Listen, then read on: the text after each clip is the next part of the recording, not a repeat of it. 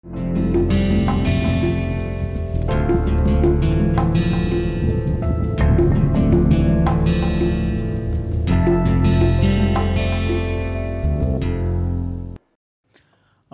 back, my dear friends. A very good morning, good afternoon, good evening to all of you wherever you are in this part of the globe. And this is the DADM 3, which is Data Analysis and Decision Making 3 course under NPTEL MOOC series. And as you know, this course total duration is for 12 weeks, which is the total contact hours is 30. And the number of lectures is 60, considering that each lecture is for half an hour. And we are going to start the 11th week, that is the 11th and the 12th week are left.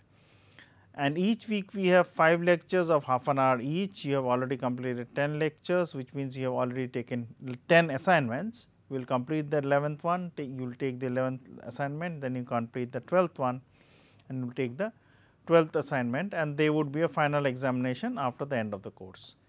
And my good name is Raghunandan Sengupta from the IME department at IIT Kanpur.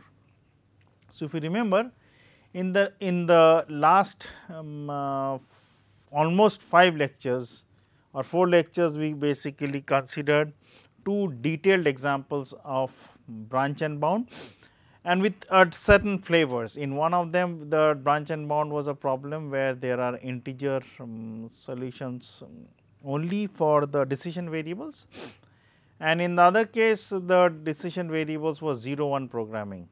So, and we have already done linear programming and all these things. We will consider other models later on also, but today we will go into the a little bit of quadratic programming, then go into the concept of reliability based optimization, then later on go into robust optimization, and then again come back with multi objective few formulations. And we have already done the genetic algorithm, simultaneous handling, consider all these things. We will just brush them and do not go into the depth, but just brush them accordingly, and go and consider few of the important topics, as that we are able to handle those type of problems accordingly. As you see in this slide, we are in the 11th week. We are going to start the 51st lecture, which is the first lecture in the 11th week. So, we will basically go through the concept of quadratic programming. Without any theory, consider the concept of quadratic programming and what are the basic tenets based on which quadratic programming can be solved. And the quadratic programming concept we have already discussed in one of the problem formulations, where you are required to basically, your actual objective formulation would be half x q x, where x, q and x all three are vectors corresponding, like x is a vector and the x transpose is a vector also, because when I am writing x q x, obviously one of them would be a transpose, that x 1, and q is basically a matrix of corresponding size, and then that is a quadratic part. And if you remember, I had discussed that how that quadratic programming can be formulated from the point of view of finance, where you have a set of assets, you want to formulate a portfolio, try to minimize the variance of the portfolio, where the variance concept is basically something to do with a squared term, which from where we can understand that why I am saying that it can be formulated as a quadratic programming. And there is a squared term, and there is a linear term also, depending on the fact that in the quadratic programming you can have c into x, where x is also vector, c is also vector. So, basically c can be a cost structure, and this can be considered as the overall expected value of the portfolio, where now in this problem, when we are talking about the finance, the x's are basically the weights w, and each w is between 0 and 1, or they can be between wi minimum or wi maximum, where I is basically the stock or script number, and there are in totality there are n capital N number of scripts. So, coming back to the slides.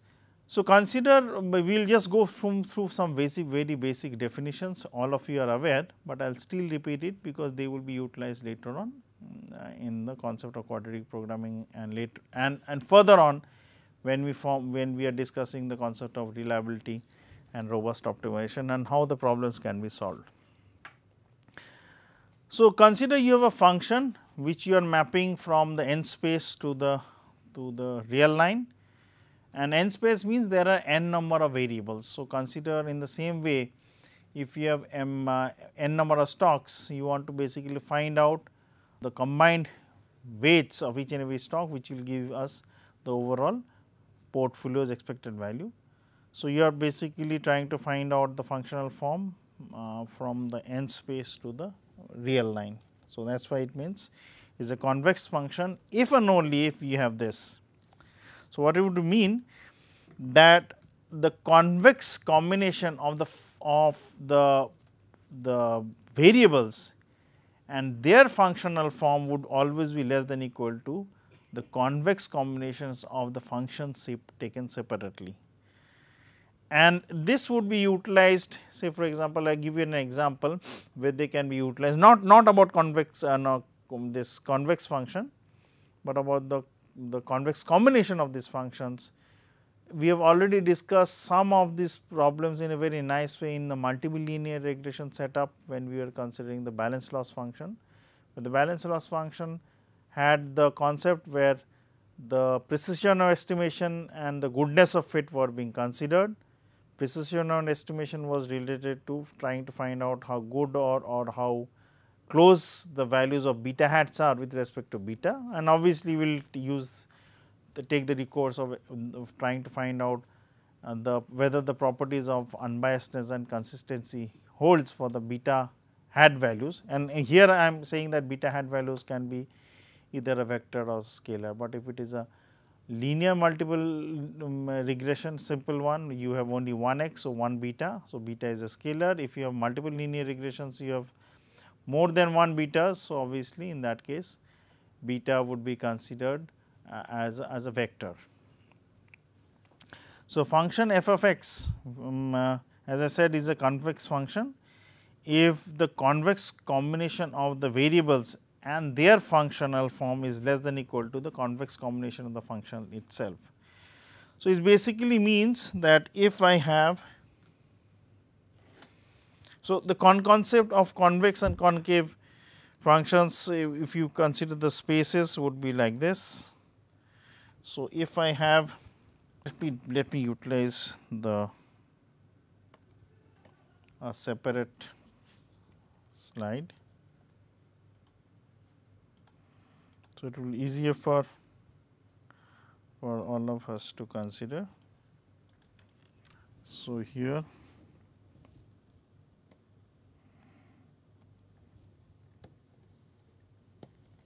and consider you have a function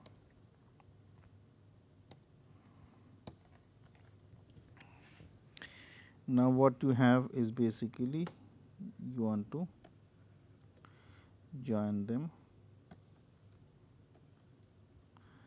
So, you are taking lambda of f 1 minus lambda of f, the functional form, whichever lambda is half. So, you are taking 50% of them.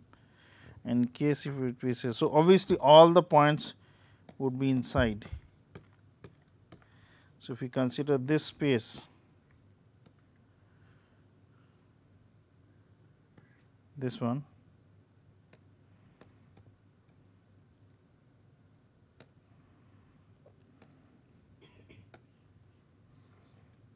so all the points are inside. So, any combinations are inside. So, I am just drawing all the sets of points which are inside.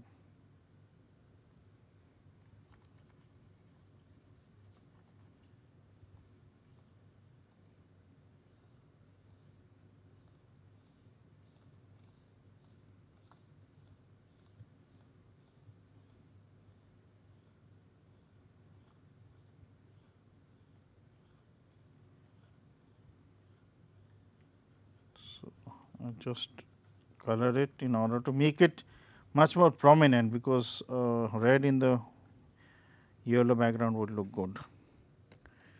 So, if I am taking 2 points, any orbit points, join it, it is always inside, join it is inside, join it is inside, join them, it is inside, join them, it is inside. So, obviously, this would be convex. So, in case if the less than equal to sign is replaced by less than sign, it will be a strictly convex, and it is less than equal to, it will be convex function, and in the case obviously lambda would always be between 0 and 1. So, a function as above is called strictly convex if the inequality sign is of strict type, that means you have this. So, in that case it will be a strictly convex function. In the case less than type, oh sorry, I should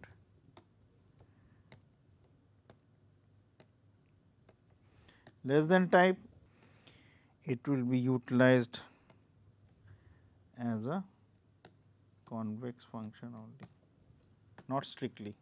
Strictly what will be used for the less than type only, not the less than equal to type. Okay. Now, I go to cave function. Again you are mapping from the n dimensional space to the real line, one dimension, and in this case if the convex combination of the variables, that function is greater than equal to the convex combination of the function by itself, then it is called, and obviously lambda is between 0 and 1 and x and y, whatever the decision variables or the variables are in the n dimensional space. So, this would be a concave type, and if the greater than equal to sign is replaced by the greater than sign only, it will be a strictly concave type. So, again let me mark it.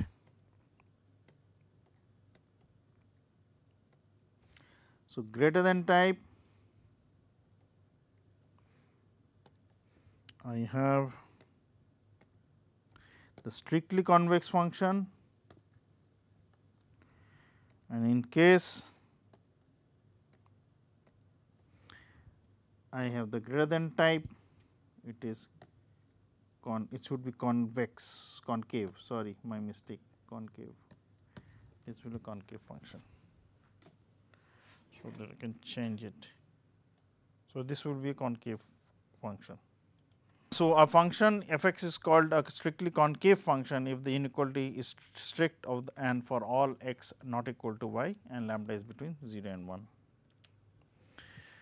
Now, Q which is the symmetric, which is the matrix, which in the case for the finance one was basically the variance covariance matrix. It is symmetric obviously, because the principal diagonals are all the covariance of the stock with itself, which is the variance, which is the first element 1 comma 1 is sigma suffix 1 1, 2 comma 2 is sigma suffix 2 2, and the last element in the n comma n is sigma n square n comma n.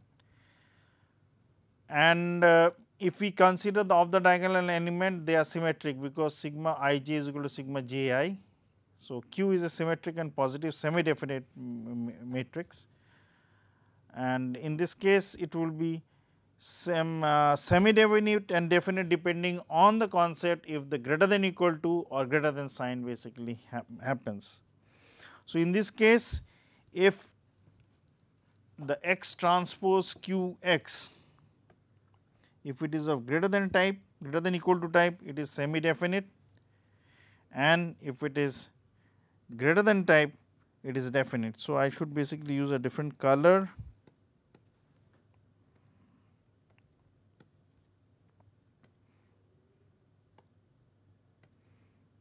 Choose green. So, it is symmetric and positive definite obviously. In that case, if it is the signs are reversed or it is less than equal to and less than, it will be negative, symmetric and negative, and symmetric and semi definite, and positive and semi definite. So, in this case I have symmetric and positive and definite. So, greater than equal to sign holds, in this greater than sign only holds. So, Q you are basically taken in some of the cases, it will be taken as the Hessian matrix, which is the double differentiation, which is d 2 y dx 2. So, in the first element 1 comma 1 you will have del 2 y del x1 del x2, considering it is basically of n dimension. So, for the first element it will be del 2 y del x1 whole square, then the 2 comma 2 element will be del 2 y del x2 whole square. So, this 2 which I am mentioning is basically the suffix, and the n comma n element will be del 2 y del x n whole square, and the of the diagonal element we will consider it is symmetric. That means, del 2 y del x I del x j is equal to del 2 y by del x j and del x I, which means technically I would have for symmetricity del 2 y del x I del x j is equal to del 2 y del x j del x I. So, this should hold. So, in the case of the concave one, let me draw the diagram which I did not do. So, in the case of the concave, this is and the points which you have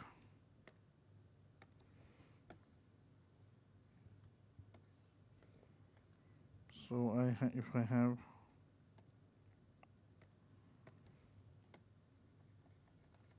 I have just drawn it very simply in order to make you understand.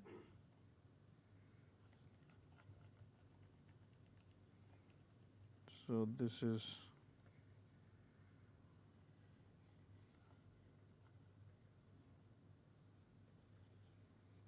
so again color your yellow. So, in case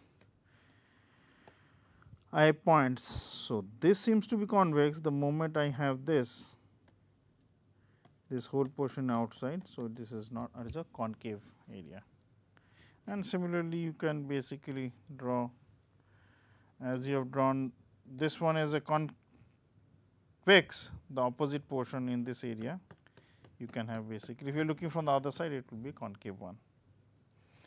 And again less than type, less than, greater than type, greater would be, in this case it will be strict, and in this would be just less than type or concave or convex. So, it will be strictly concave, strictly convex, and another case would be just concave, convex. So, in case if this Hessian matrix, the skew factors for the semi definite and definite positive are true, then you will have f x is strictly convex if and only if q is definitely greater than 0. It will be concave if and only if this is less than equal to 0, and it will be strictly concave and convex properties would be hold true if. So, in the case if it is greater than or equal to, it is concave. If it is greater than only, it is strictly convex. It is less than, it is concave. Is this is less than equal to, and this is less than, it is strictly concave. So, I will highlight in the first case concave for greater than equal to,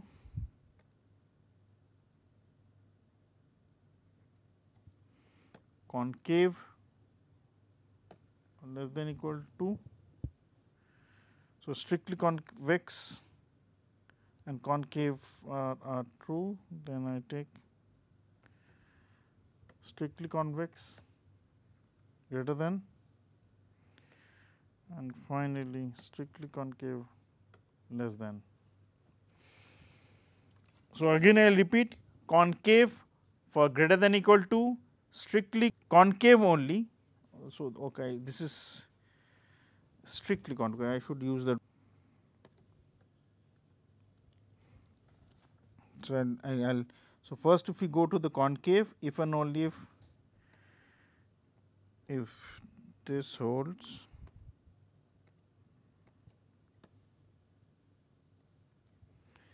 in case it is strictly concave, which I have not included, sorry for that.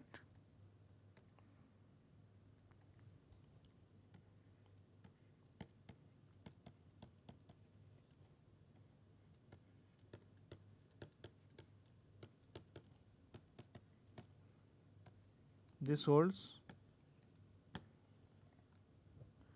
then it is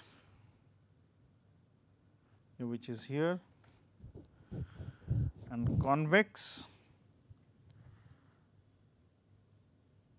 only convex if this greater than holds, and strictly convex is greater than equal to holds, and it's strictly convex if greater than holds. F x is neither convex nor convex if concave if and only if q is indefinite and nothing can be said by greater than or equal to. It's same thing like the point of inflection. When it is not possible to find the minimum of a function analytically and therefore must use an iterative method for obtaining an approximate solution, many of the methods which we know like the Newton-Raphson method, Runge-Kutta method, all these iterative methods can be utilized, but it can also be unreliable. You may not get the actual solution, because in the Newton-Raphson method or Runge-Kutta method, in the one dimensional you start at one point and basically move according to where in this direction you want to find out dy dx and move in that direction where it is the maximum. And in the second derivative, obviously it is greater than equal to 0 or less than 0 depending on maxima or minima. If it is equal to 0, it is basically the point of inflection.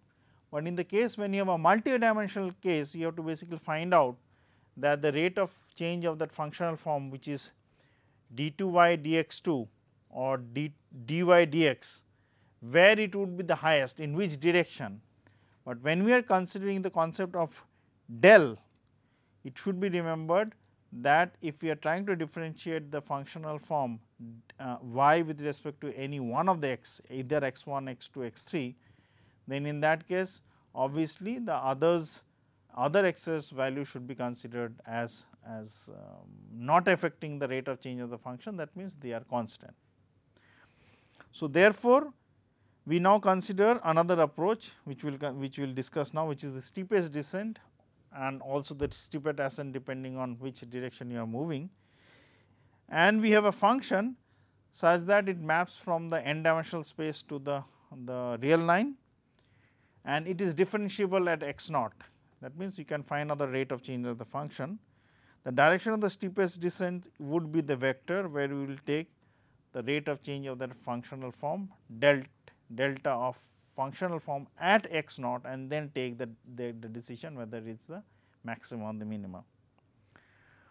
To see this, we will consider the functional form of as f x naught plus functional form of t u, and here we will consider that u is basically of a unit vector, the dimension, such that we are considering that we are at a point x naught and we will basically take a decision in which direction to move, and it was in n dimensional one, and each of these t's would basically give you the quantum of jumps or quantum of movement we are going to make in the u direction. So, u direction can be n in number also, where u is a unit vector such that the mod of u is 1. So, it is basically like having a vector, and this vector is defined by unit vectors e1, e2, e3 till en, and each of these unit vectors e1 to en are multiplied by the corresponding factors, such that it gives you in which direction, that in any e1 direction what is the total quantum of distance you should move, and that would basically, if you find out the total vector, it will give you that in as the vector is broken down into the orthogonal parts. So, which are e1 to en, the quantum of multiplication of e1 to en would give you what distance you are trying to move in the orthogonal direction starting from e1 to en. Then by the chain rule you will have that you want to find out the rate of the function. So, you want to find out the del phi del t would be basically trying to take del f del x1, that means we are trying to find out the rate of change of the function with the variable x, as well as trying to find out the rate of change of the function variable x with respect to the rate of change of t. So, what we will be taking is that we will try to basically find out the rate of change of the function with respect to each and every quantum of the variables x 1 multiplied by the corresponding values of that u 1 vectors u 1, u 2, u 3 to u n, where u 1 to u n would be the corresponding rate of change of that decision variables in the direction of the unit vector which you are going to take, and such that we will basically have that at the point when you want to find out the functional form at x naught, it will basically give you that vector form into the cos of the theta. That means, if you have in two dimensional format, what you do is that you break up that vector into f cos theta and f sin theta. That is what we are going to do, where theta is the angle between del of x naught and u. U is basically the unit vectors which you have, is a vector, remember, and it will follow that that phi of 0 is minimized depending on the fact that we have been able to find out the maximum rate of change of that function or the minimum rate of change of function, depending on whether we are going to find out the maximum on the minimum, maximum descent, fall or the maximum ascent, depending on whether you are trying to basically take a maximization on the minimization problem. We can therefore reduce the problem of minimization of function to several variables to a single variable minimization problem or the maximization problem by finding the minimum of phi t for this choice of u. U is basically the unit vectors which you have. That is, we find out the value of t. So, there are different values of t depending on how you find out the rate of change of the function, where you will find out the phi of t based on the fact that you are starting your iteration process as x naught, and you will try to find out that what is the quantum from x naught you will move in each and every directions or the rate of change, such that the value of del of f of x would give you the rate of change of that function in each and every direction, and you multiply by the quantum of t to find out in which direction the rate of change of the function would be maximum. So, after finding the minimization of t naught, we can set x naught again. So, once you find out the next position, you basically move to x 1, where you have found out that the steepest descent. Again, try to find out in which direction you are going, where the maximum descent is there or steepest descent is there, and basically move accordingly. So, in a 3 dimension one, considering that x z is vertically up, x is on to the right, and y is coming towards me. So, you are at a point with where the coordinates are x naught, y naught and z naught, which is basically x naught in this problem. This is a vector, and you will try to basically find out in which direction is moving the maximum. So, in that direction you will move, and that at each step, once you have moved into the point, that next point would be x 1, which will now have a new coordinate of x, y, z in this 3D figure, and you will keep moving in that direction where the maximum rate of change of the function is, and in that case you will be able to reach the minimization or the maximization depending on how the problem formulation has been done. So, with this I will close the 51st lecture, which is the first lecture in the 11th week, and continue discussing about the steepest descents in further lectures in the 52nd and further on. Have a nice day, and thank you very much.